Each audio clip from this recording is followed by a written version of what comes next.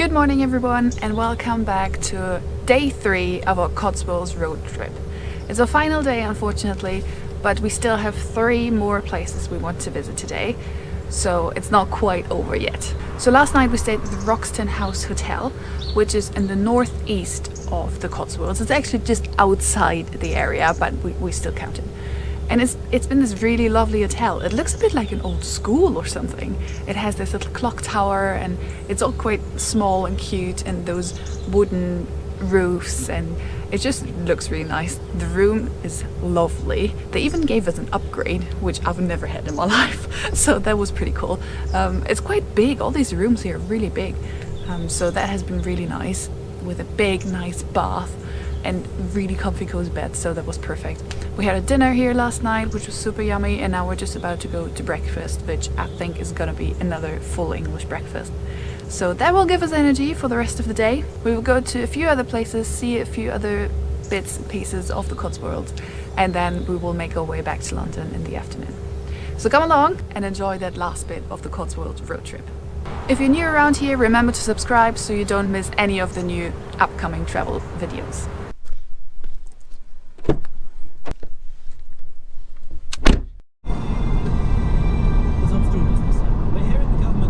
Our first stop today is a city or a village called Stow-on-the-Wold, which, to be honest, when we got out of the car first thing, I thought this is quite a boring place. But now, about half an hour later, it suddenly comes to life, and I feel like maybe because it's Sunday people take a bit longer to get up. It's a cute little village as all of the other ones, but then it's big enough to have quite a few very nice shops.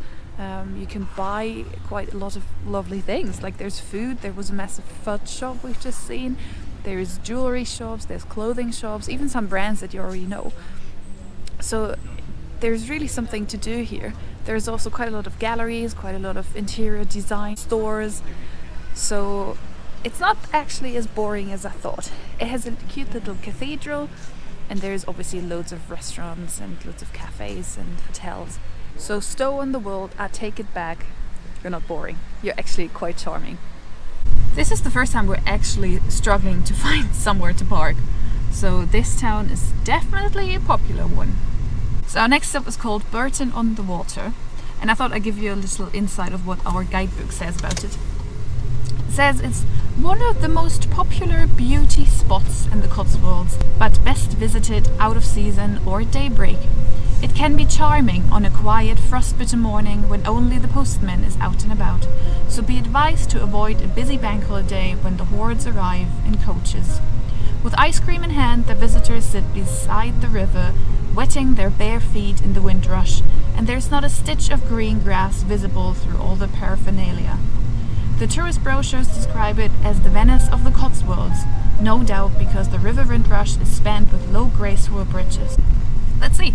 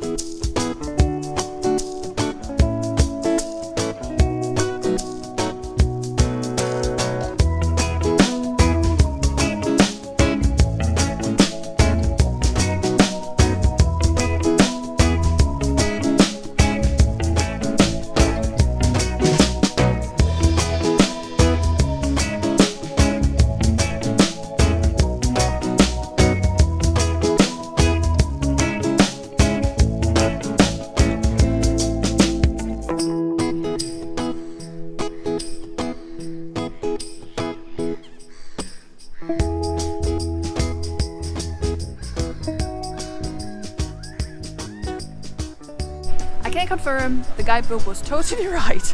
Bourton-on-the-Water is very charming indeed. It's very cute. It has all of these little bridges over the river Windrush, which is very shallow, so you can see all the stones and it's super clear.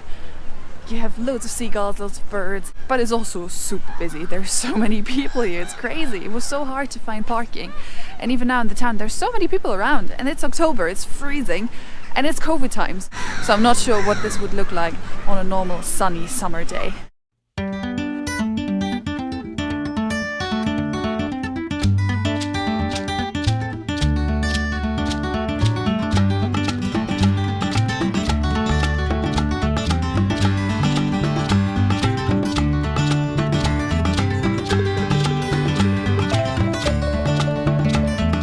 So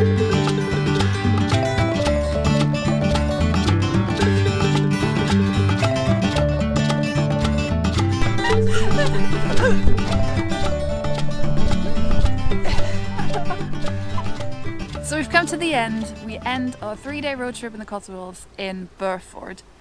And I thought, just to end these kind of little mini series, I thought I'd give you some really quick answers of some super common questions if you plan your trip to the Cotswolds. Hello from the future, from future editing Val, who has just realized that actually I have forgotten to tell you quite an important bit of our planning for the trip, which is this book. I know I'm old school, I like to have a guidebook, so basically wherever we go I would do some research online, obviously watch some videos and read some blogs, but I also nearly always buy a guidebook. I just like to have something physically in my hands when we go somewhere. And yes, I do put a whole lot of stickers in them just to know where we're going. So I just love to do that. So we had the Cotswolds book from GoldenEye, which has been super useful. It's a massive book. I mean, there's so much info in there. You could probably spend half a year in the Cotswolds. So this was super useful. And we just picked a few things we wanted to see, tagged them in here, and then we just went along. And it also has a map in the front. And so basically, once we decided where we wanted to go, I just marked them all on the map. And then wherever we were, we just looked what's close by, what we want to see, and then we just went there. So that's our way of planning our trips. All right, back to the Cotswolds now.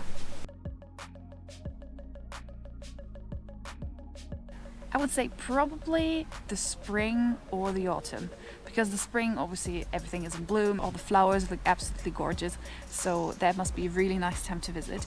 Now the autumn is great too, because all the leaves are changing colors, so it's all very colorful too, so that's very nice. The summer will be the season where most people come here, but I suspect it will be super busy and crowded, and I think it just wouldn't be that nice. So we've spent pretty much 2.5 days in the Cotswolds, which I think is enough. We only spent about half an hour, 45 minutes maybe in each place, but to be honest, the villages are very small, so you don't really need that much time.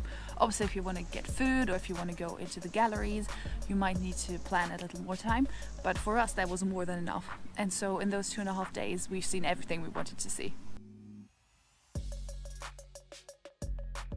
There's a whole range of accommodation in the Cotswolds. There's tiny little B&Bs, there's campsites, and there's hotels, which are of varying standards. I think the Cotswolds isn't super cheap to stay in, but it's normally UK prices.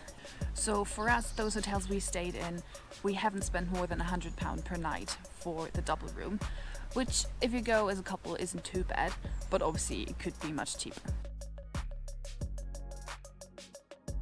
We hired a car and drove from London to get here, which I think is the best way to do it. It's only about an hour and 40 minutes, I think, from London, so it's really not that far.